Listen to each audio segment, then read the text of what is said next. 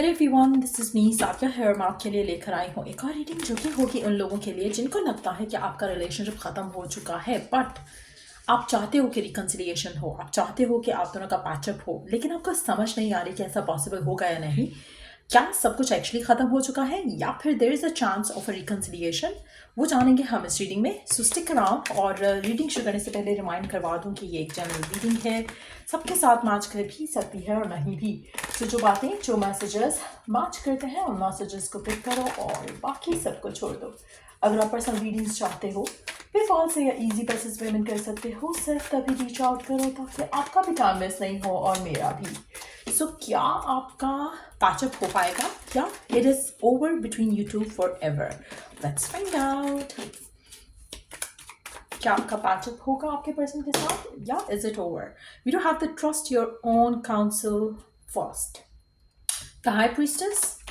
Then we have feel your grief but know that things will get better. Five of Cups. Okay. Last card, Judgment. Answering the call to action creates new opportunity. Under the deck, we do have Four of Pentacles. अच्छा, right now current situation में chances काफ़ी लो हैं कि आपके और आपके person का patch up हो करंटली, लेकिन सिचुएशन आगे आने वाले टाइम में बेहतर हो सकती है। और आप में से मेजॉरिटी लोगों के लिए जो करंट सिचुएशन है ये प्रोलॉन्ग भी हो सकती है, क्योंकि आप में से काफ़ी सारे लोग जो करंट सिचुएशन है जहाँ पर आप दोनों का ब्रेकअप हो चुका है और आप दोनों का पैचअप होने के चांसेस नहीं लग रहे हैं। स्पेशली आप में से वो लोग जो बेग कर रहे हैं पर्सन को टू स्टे, या फिर आप अपने पर्सन के को चेज आफ्टर कर रहे हो, उसको स्टॉक कर रहे हो, अपसेट होते हुए, ये सारी चीज़ें कर रहे हो जो कि आपको शायद एक लैक की फीलिंग में रख रहा है। तो उनके लिए रिकन्सिलिएशन होने के चांसेस करंट सर्कमस्टांसेस में बहुत कम है। आप अनटिल अपने आप को सफरिंग से निकालोगे तब तक आपका रिकन्सिलिएशन या पैचअप नहीं हो सकता। एक चीज़ मैं यहाँ पे मेंशन करूँगी कि आप इस इंसान को लेकर जितना ज़्यादा ऑब्सेस होगे उतना ज़्यादा आपकी ब्लॉकेजेस या ये जो टाइम है नो कॉन्टैक्ट का ये प्रोलॉन्ग होगा। जितना ज़्यादा आप सरेंडर करोगे, जितना ज़्यादा आप अपने आप को जो ब्रेकअप है उससे हील करने की कोशिश करोगे, उतना जल्दी आपका रिकन्सिलिएशन होने के चांसेस बन सकते हैं। मेजॉरिटी लोगों के लिए मुझे लगता है कि करंट सर्कमस्टांसेस में आपका और इस इंसान का पैचअप होने के चांसेस ना होने जैसे हैं। करंटली नहीं होगा, इमीडिएट फ्यूचर में नहीं होगा।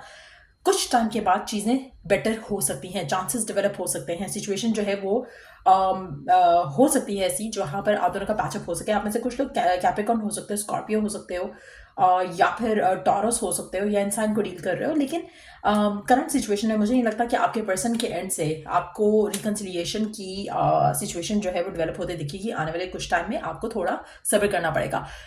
5 दिन, 5 हफ्ते, 5 महीने लग सकते हैं रिकन्सिलिएशन तक बात आने में।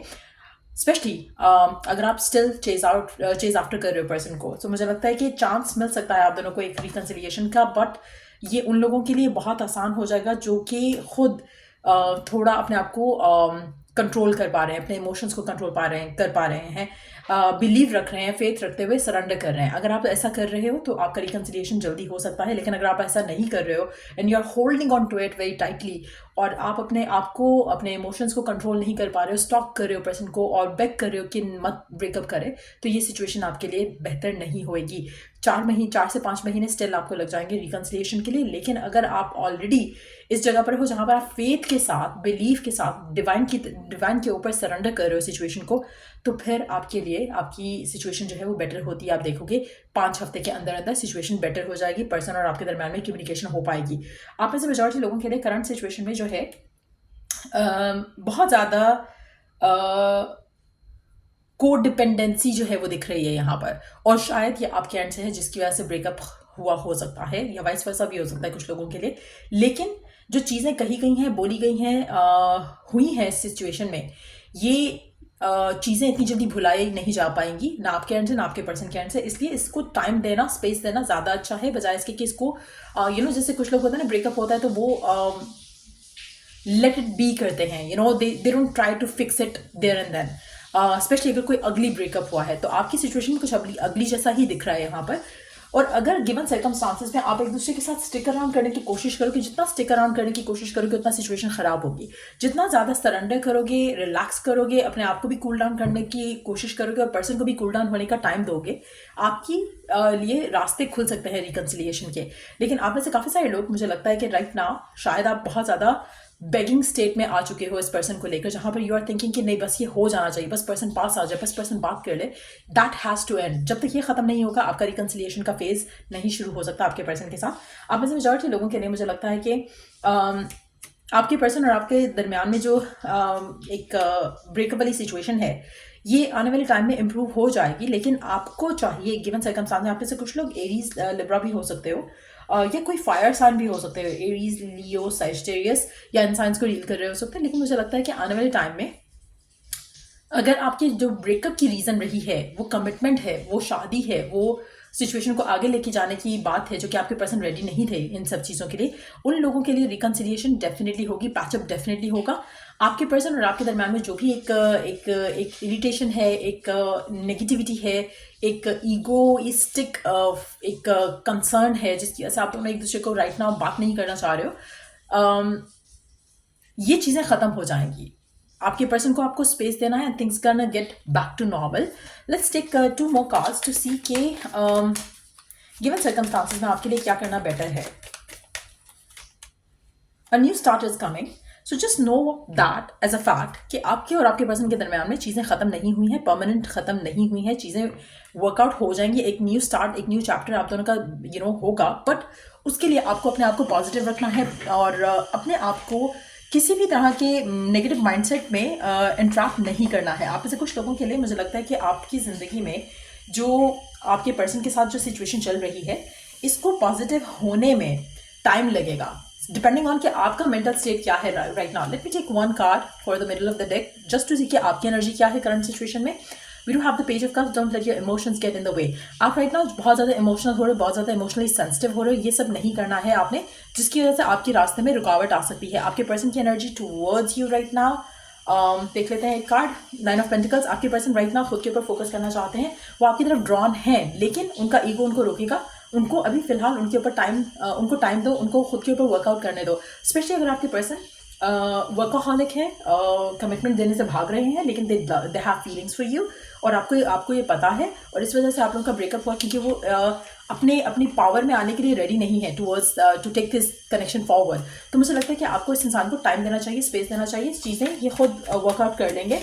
आप में से कुछ लोगों के लिए आपके पर्सन की ज़िंदगी में इनके लिए सेल्फिश होना राइट नाउ, वो उनको लगता है कि ज़्यादा इंपॉर्टेंट है, स्पेशली अगर उनकी फैमिली इस रिश्ते को लेकर अप्रूव नहीं कर रही है तब भी, और अगर ये फाइनेंशियली सिक्योर नहीं फील कर रहे हैं अपने आप को, तो इनको वो टाइम और स्पेस देना चाहिए आपको, ताकि ये रेडी होकर मेंटली, फिजिकली, इमोशनली आपकी तरफ खुद स्टेप लें।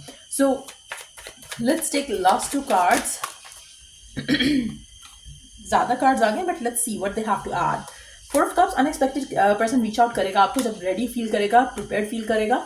पास्ट को लेकर जो भी आपके इश्यूज हैं, वो मुझे लगता है कि there will be a clean slate before the 2 of you would decide to reconcile. आपके पर्सन जब रेडी होंगे टू मेक द डिफरेंस अपने एटीट्यूड में, अपने बिहेवियर में, और कमिटमेंट से भागने का जो चैप्टर है वो क्लोज कर देंगे, तब ये पर्सन खुद आपकी तरफ आएगा। तो कोशिश करो कि you allow things to unfold और वरिड होना छोड़ो, because like I said with this card here कि एक नया चैप्टर जरूर स्टार्ट होगा आप दोनों के दरम्यान में। So keep it light, keep it fun, keep it positive.